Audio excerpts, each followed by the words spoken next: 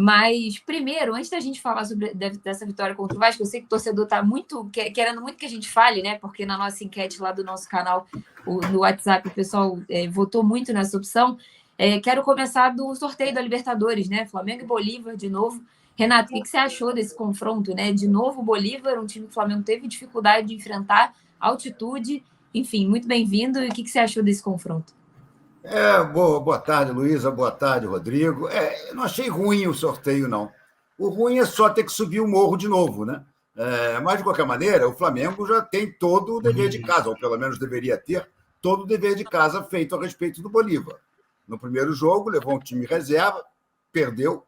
Aqui no jogo da volta, com os titulares, meteu 4-0. Então, o caminho para se classificar está muito claro. É aplicar uma nova goleada no Bolívar no jogo do Maracanã. Porque se levar... Tem alguém falando aqui atrás, por favor, vamos tirar o som do background. Porque se levar essa decisão para La Paz, aí a situação complica.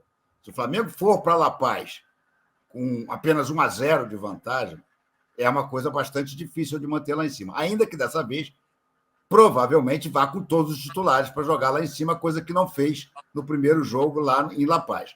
Mas, de qualquer maneira, não é um dos adversários mais terríveis, né? Eu acho que os piores adversários, quem pegou foi justamente Palmeiras e Botafogo, né? Porque vão se enfrentar. Esse, para mim, é o grande problema. O caminho do Palmeiras, que normalmente é bom pelos sorteios, né? Desse ano da Libertadores, a partir das oitavas está bem complicado.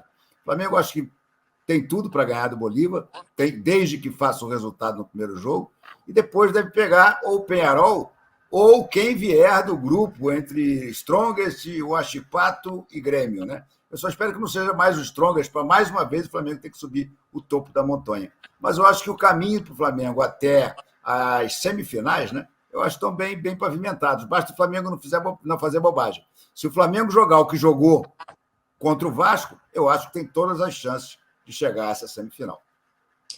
Rodrigo, acabou custando caro ali a primeira fase conturbada, né, do Flamengo, de não ganha, perdeu do Palestino, também teve dificuldade na altitude, aquele jogo com o Milionários que acabou saindo com um empate, mesmo com um a mais lá na altitude, acabou custando caro, vai definir fora de casa, num lugar que é complicado de jogar. Mas o que você achou do sorteio? Bem-vindo também, boa tarde. Boa tarde, Luísa, boa tarde, Renato. Olha, concordo com o Renato que não é do pior dos adversários. Os piores seriam o Atlético Mineiro, o Palmeiras, o que estão melhor, o River Plate. Eu acho que esses três seriam os mais fortes. Também não acho que é o mais fácil. Acho que, por exemplo, o Júnior Barranquilla, que não tem altitude, talvez fosse um adversário que fosse melhor para o Flamengo. Eu só acho que os dois jogos vão ser muito diferentes do que foram os jogos da primeira fase, por dois motivos. Primeiro que o jogo no Maracanã, que o Flamengo de fato goleou, o Bolívar veio todo faceiro, né? Veio para marcar o Flamengo lá em cima, jogando para se consagrar. O próprio técnico falou antes do jogo que veio para cá para mostrar que o Bolívar podia enfrentar grandes times e tal. O Bolívar jogando o primeiro jogo no Maracanã não vai jogar assim, né? Vai jogar muito provavelmente bem fechado, bem lá atrás, e aí essa construção, por exemplo, de uma goleada, eu acho que vai ser muito mais complicada, muito mais complexa. É claro que o Flamengo é um time melhor que o Bolívar, mas ele vai ter que pegar um adversário que não vai ter essas costas, né? Jogar nas costas do Bolívar, que avançou a marcação como aconteceu anteriormente. Então ele vai ter que jogar muita bola para construir esse resultado no Maracanã. Assim como o jogo também na altitude, vai ter o fator altitude e tal, mas vai ser muito diferente, porque o Flamengo vai estar com o time titular e com todas as opções de banco. Se a gente lembrar naquele jogo lá em La Paz, o Flamengo não tinha banco quase, né? Quando tinha que trocar, era um problema. Então faltava ar e tal, e vai ter alguma experiência desses jogadores já terem jogado na altitude nessa competição e entender um pouco quais foram as dificuldades daquele jogo e não deixar aquele jogo de pinball do Bolívar ficar pressionando, indo e voltando, enfim, evitar as armadilhas de que aconteceram no jogo da primeira fase. Então, eu acho que os jogos vão ter características diferentes do que foram os jogos da fase de grupos, né? O Flamengo sofreu bastante mesmo na altitude, né? O Davi Luiz até brincou numa entrevista aí, acho que na terça-feira, né, do último jogo da fase de grupos, que um repórter fez a pergunta sobre a fase de grupos complicada do Flamengo, e ele falou, tenta fazer uma pergunta lá na altitude para você ver se não é difícil, até falar Então, enfim, o Flamengo sofreu bastante. O Rodrigo Xavier já comentou aqui, perguntou se no jogo de La Paz é possível levar parte do time para aclimatação de 15 dias. O Flamengo não dá por conta da agenda, né? Tem um jogo atrás do outro aí quando voltar a Libertadores. Mas o Flamengo, a estratégia no jogo da fase de grupos foi ir para Santa Cruz, né? Ficar ali, esperar e ir no dia do jogo, só horas antes de entrar em campo, para passar o mínimo de tempo possível na altitude e não sentir tanto, né, os efeitos. Tenho amigos que foram, os jornalistas que foram para a altitude sofreram também, funcionários do Flamengo que estiveram lá passaram mal também. Imagino os jogadores, deve ser realmente bem complicado. Eu nunca estive, não sei se vocês já foram, mas deve ser complicado. Então, é realmente algo que o Flamengo precisa se adaptar e já se programar, né? Já tem experiência com a seleção também, a comissão tem experiência com a seleção, já tiveram 2 jogos na altitude, então já é algo, não é novidade, né, para o Flamengo. Falando do chaveamento, né, queria chamar os torcedores aí para dar o like, né, comentar também. O que vocês acharam, né, do adversário do Flamengo? O Bolívar, que foi um time que deu trabalho ali durante a fase de grupos, né, ficou em primeiro do grupo, o Flamengo ficou em segundo. Desse caminho aí, né, do Flamengo poderia ter sido pior, mas tem o Palmeiras ali pela frente, né, que pode pegar, pode ter até um choque-rei no outro lado ali, né, o Palmeiras e São Paulo.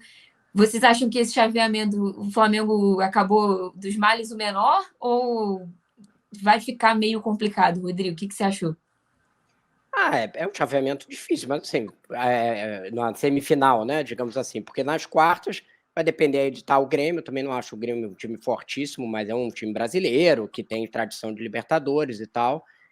Se ele tiver aí como primeiro do grupo, ainda vai ter essa meio bizarrice, né, porque o Grêmio vai poder escolher, talvez ali, se ele tiver numa circunstância eventual de que decidir entre o primeiro e o segundo lugar, porque o sorteio já está feito. Mas também não sei se vai ter essa possibilidade de escolha, porque vai depender de como vai andar a rodada aí até o fim. Mas aí, e o Peñarol é um time que tem tradição, e a gente vai lembrar que ele ganhou do Atlético Mineiro lá no estádio, lá em Montevidéu, e ganhou os 3 jogos em casa. Normalmente é um time que vinha fazendo campanhas muito ruins, desde a sua final que ele disputou em 2011, mas esse ano tá melhor. Então também não é carne morta, digamos assim, né? Então, mas são adversários que o Flamengo dá para passar. Agora, na semifinal, se não fosse para pegar Palmeiras, Botafogo, São Paulo, e do outro lado ia ter River e Atlético Mineiro, se chegar na semifinal, vai pegar um time forte. Não adianta achar que vai chegar na semifinal e vai pegar uma galinha morta, digamos assim, né? Libertadores é isso. Eu acho que diante desse cenário foi um cruzamento ok, com mais essa possibilidade de um clássico brasileiro aí na semifinal, que é bem provável, né? Porque do outro lado são três times. Se o Flamengo passar, chegar à semifinal, é muito provável que a gente tenha um semifinal de brasileiros. Tinha muitas opções, né, de brasileiros também para pegar esse meio do caminho, muita gente esperando um Fla-Flu. Era 50% de chance, né, Luísa? Você olhava ali, eram 4 no pote 1, né? Então era 50% de chance de pegar um brasileiro, acabou não pegando. Renato, você acha que seria melhor assim se o Flamengo pegasse um brasileiro para tirar do caminho? As viagens são mais tranquilas também, né? Ou melhor tirar do caminho também um Bolívar da vida aí, que tem altitude, mas é um time aqui no Rio. O Flamengo ganhou bem, o Bolívar também. Ficou satisfeito com a forma como se desenhou o sorteio?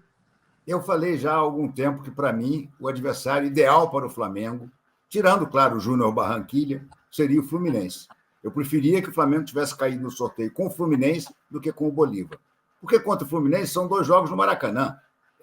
Seria o único adversário que o Flamengo não teria que fazer o segundo jogo fora de casa.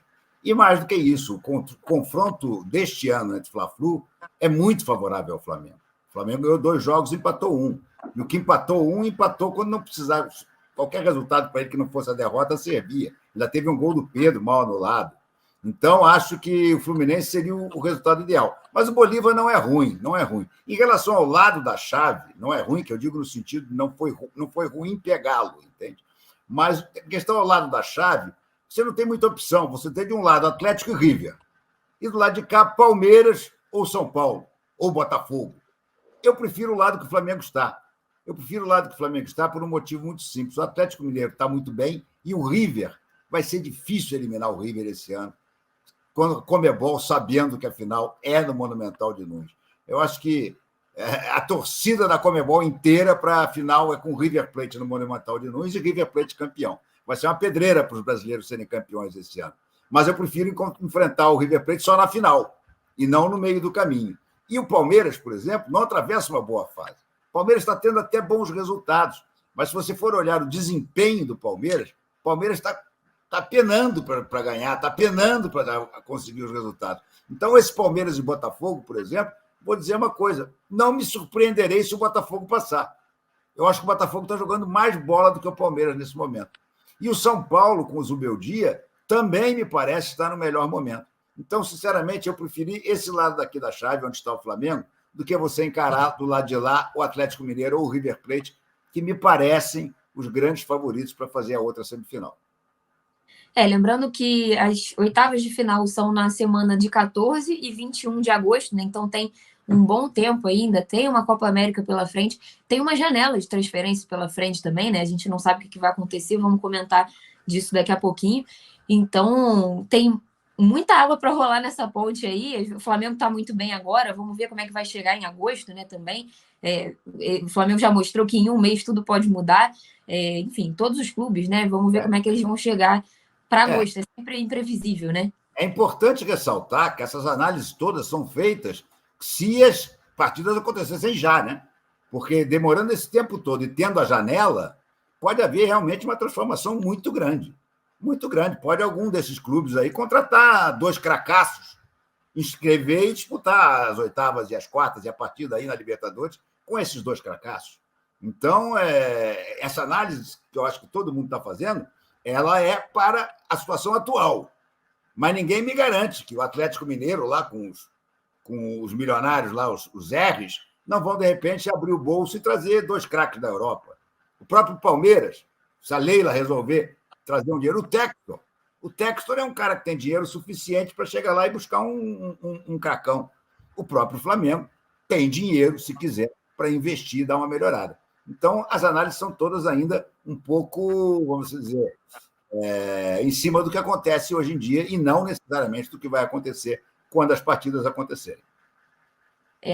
O Dudu Campos concorda, né, que o melhor adversário do Flamengo seria o Júnior Barranquilla. De fato, acho que dos clubes aí que passaram, né, que a gente já tem confirmação, seria o, entre aspas, né, mais tranquilo, porque o Botafogo, por exemplo, perdeu para o Júnior Barranquilla em casa, então a gente nunca sabe como é que vai ser de fato, mas das análises aí prévias daria para falar isso. Tem gente que está confiante que o River Plate já está na final. O Marcos Paulo falou que o time do Fluminense é muito velho, né? O Fluminense já vem com algum tempo já com um time um pouco de jogadores mais experientes, mas ganhou Libertadores com esse time também. Hoje tem mais ainda, né? Jogadores ainda mais velhos, mas não deixa de ser um time perigoso. Chegou na semifinal do Carioca. E, enfim, é um confronto que deu trabalho para o Flamengo nos últimos anos. Nesse não, mas nos últimos anos deu. Mas se for Fla-Flu, só na final. Então agora não dá nem para falar disso. Porque o Flamengo e o Fluminense ficaram nessa de se enfrentar, né? Vários anos, semifinal, e ano passado também quase se enfrentaram e nunca deu certo, né? Dessa vez, só se for na final. Imagina uma final Fla-Flu, seria um confronto gigantesco, né? Qual?